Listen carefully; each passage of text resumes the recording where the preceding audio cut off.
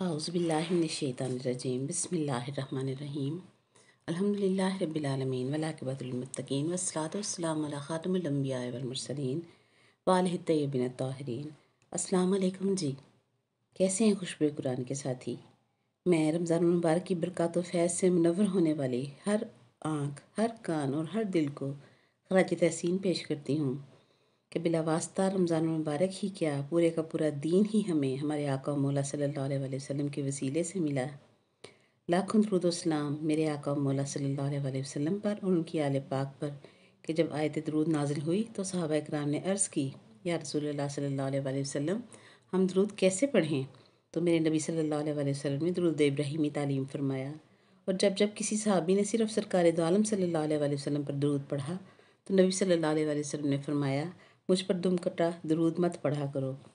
عرض کی کہ اس سے آپ کی کیا مراد ہے؟ تو نبی پاک صلی اللہ علیہ وآلہ وسلم نے فرمایا، ایسا درود جس میں میرا نام تو ہو مگر میری آل کا نام شامل نہ ہو، وہ دم بریدہ درود ہے، اور ایسا درود پڑھنے سے نبی پاک صلی اللہ علیہ وآلہ وسلم نے منع فرمایا۔ آج بھی یہی تسلسل چلا آ رہا ہے، صلو علی الحبیب پڑھ کر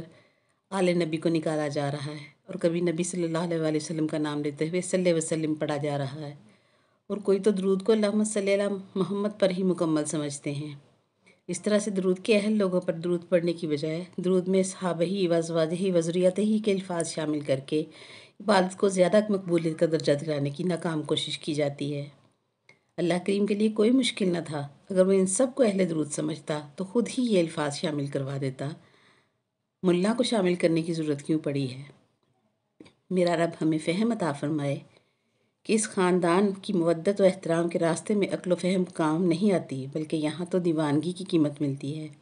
بے سوچ ہو کر ماننا، سر دھن کر ماننا بلندیاں عطا کرتا ہے، اور جو اس گھرانے کو سوچ اور عقل کے پیمانے پر تولنے کی کوشش کرتے ہیں خود کو ہی مصیبت میں گرفتار کر لیتے ہیں۔ کہ میں نے پچھلی کسی گفتگو میں بھی آپ کو بتایا تھا کہ یہ قرآن پاک کے حروف مقطعات کی مثل ہیں، جیسے ان کو فقط پڑھنا ہے اور قرآن کا حصہ ماننا ہے، اور ان کے پڑھے بغیر ہمارا قرآن پڑھا نامکمل ہوگا۔ ان کے مطالعہ پر اپنی عقل و سمجھ استعمال نہیں کرنی ہے۔ بین اسی طرح سے یہ خاندان نبوت بھی ہے، ان کو بھی فقط تسلیم کرنا ہے۔ یہ کیا ہے؟ ان کا مقام و مرتبہ کیا ہے؟ اپنی بساط کے مطابق بس ماننا ہے، سر تسلیم خم کر دینا ہے۔ اسی لیے رب کریم نے بھی سلموا تسلیما کا حکم دیا ہے۔ کل ہم نے بات کی کہ تعلیمات نبوت اور ہیں اور برکات نبوت اور چیز ہے۔ تعلیمات نبوت ہم میں سے ہر ایک کو بتا دی گئیں، مدرسوں میں سمجھا دی جاتی ہیں، گلی گلی گھر گھر بیٹھ کر سمجھائی جاتی ہیں، مگر برکات نبوت کے حصول کی طرف توجہ ہی نہیں دی جاتی۔ اسی وجہ سے رسالے، ریڈیو، ٹی وی اور تبلیغی ذرائع اختیار کرنے کے باوجود بھی ہمارے معاشرے کی اصلاح نہیں ہو رہی۔ وجہ یہی ہے کہ تعلیمات کے ساتھ برکات نبوت کے حصول کا شعور ہی نہیں ہے۔ بولنے والے زبان سے بولتے ہیں اور سننے والے کے دل پر بات اثر ہی نہیں کرتی، کہ بولنے والا خود نور نبوت کی برکات سے خالی ہے، اور اس کا علم خود اس کی اپنی بھی اصلاح نہیں کر سکتا۔ کتاب لی، پڑھ کر سنا دی، اور علم کا دعویٰ کرنے والے ہمیں مختلف خبریں سناتے ہوئے ملتے ہیں کہ علم حقیقی تو انسان کے کردار کو متاثر کرتا ہے۔ علم باطن ہی حقیقت میں علم ہے کہ نہ صرف ظاہر کو سنوارتا ہے بلکہ انسان کے اندر کی تخلیقی صلاحیت جو اللہ کریم نے خلق کرتے ہوئے انسان کے اندر ایک چپ کی صورت میں رکھی ہے کہ وہ اپنے رب کی معرفت پا کر دنیا اور ما فیہا سے ہاتھ اٹھا دے اور انسان کو حق شناسی کی توفیق نصیب ہو جائے۔ اور اس چپ پر سے زنگ تعلیمات نبوت پر عمل کرنے سے نہیں اترتا بلکہ برکات نبوت کے حصول سے اترتا ہے، اور برکات نبوت کے حصول کا مطلب ہے کہ انسان ہمیشہ ہمیشہ کے لیے گمراہی سے بچ جائے، ہدایت کے راستے پر آ جائے، اور یہ اللہ کریم کا احسان عظیم ہے کہ بندے کی وہ چپ ورکنگ میں آ جاتی ہے اور اس کا دل عظمت رسالت مآب صلی اللہ علیہ وآلہ وسلم اور مودت اہل بیت میں آ کر سلامتی پا لیتا ہے۔ اس کے لیے نبی کریم صلی اللہ علیہ وآلہ وسلم نے فرمان جاری فرمایا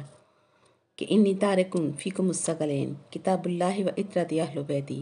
ما ان تمسکتم بہما لن تضلوا بعدی وانہما لن یفترقا حتی یردوا الی الحوض۔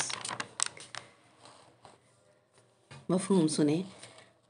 بے شک میں ترکے میں چھوڑ کر جا رہا ہوں تمہارے لیے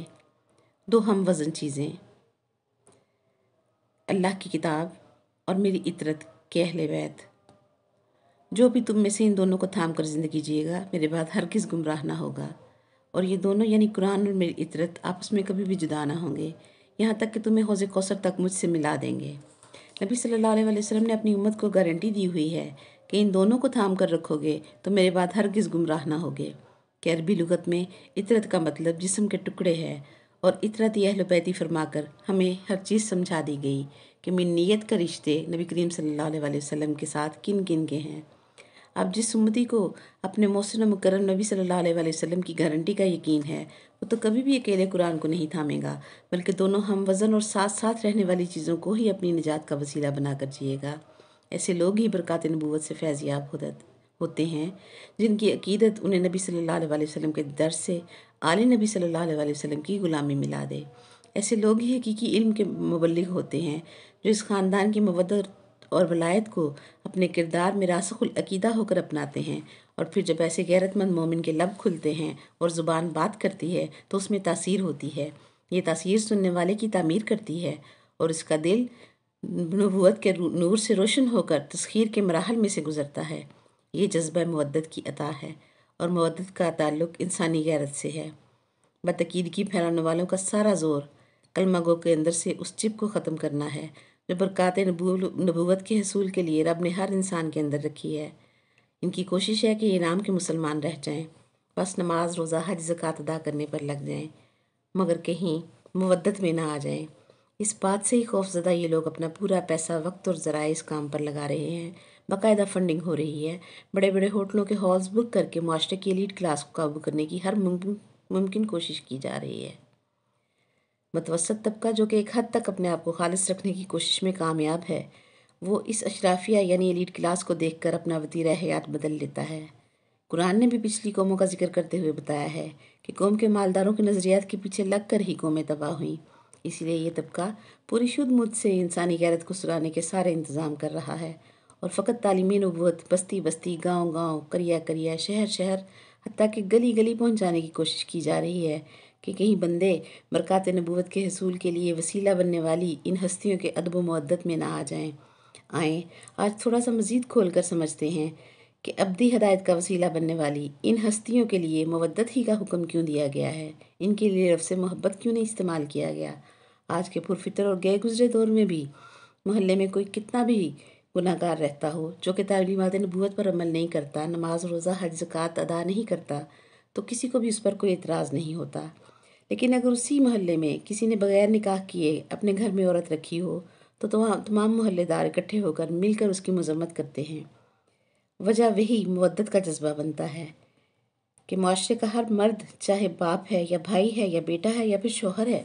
معاشرے میں پورے وقار سے اسی وقت چلتا پھرتا ہے جب اس کے گھر کی عورت باغیرت ہوتی ہے،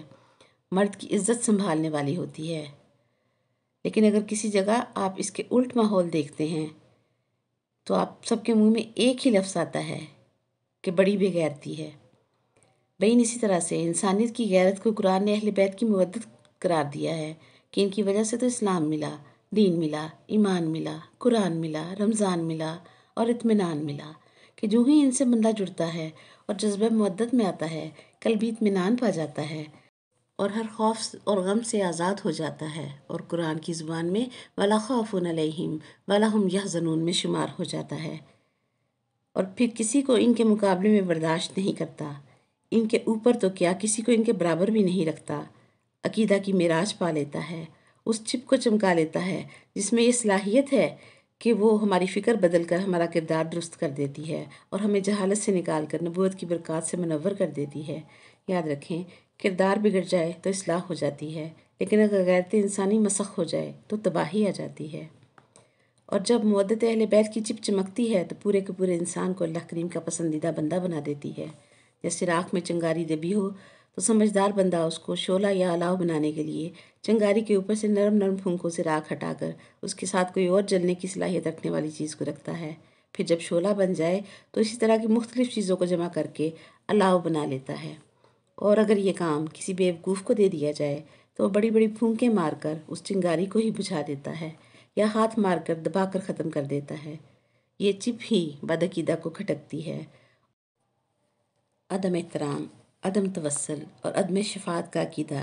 اسی بنیادی تخلیقی صلاحیت کو ختم کرنے پر اپنا سارا زور لگا رہا ہے کہ اگر امتی اپنے نبی صلی اللہ علیہ وسلم کی دی ہوئی گارنٹی پر یقین کر گیا